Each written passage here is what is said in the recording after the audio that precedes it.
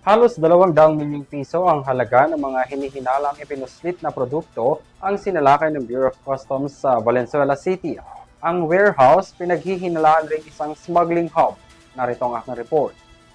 Ininspeksyon ng mga kawani ng Bureau of Customs ang isang warehouse sa Valenzuela City na hinihinalang isang smuggling hub na naglalaman ng mga umano'y iba-ibang produkto kabilang ng vape-related products, machinery, electronic devices, pharmaceutical products na nagkakahalaga ng 174 million pesos. Nabisto ang iligal na operasyon ng warehouse sa pakikipagtulungan ng Customs sa Philippine National Police kung saan isinagawa ng Customs Intelligence and Investigation Service ang Letter of Authority noong April 14, kaugnay sa pag-iimbak umano nito ng mga ipinuslit na produkto. Nang pasukin ng BOC, tumambad ang iba-ibang produkto, kabilang na ang assorted foreign medicines, foodstuff, apparel, cosmetic products at iba pa.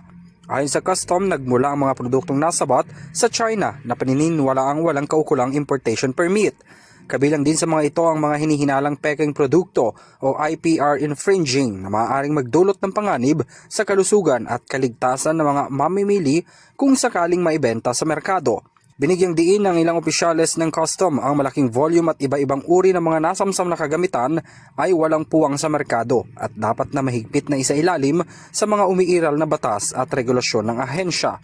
Nananatilian nila ang BOC sa mandato nito sa pakikipagtulungan ng iba't ibang ahensya ng pamahalaan upang mapigilan ang paglaganap ng mga ganitong uri ng produkto sa merkado. Para sa EuroTV News, ako si Henry V. Nicolas, sumasaludo sa bawat Pilipino.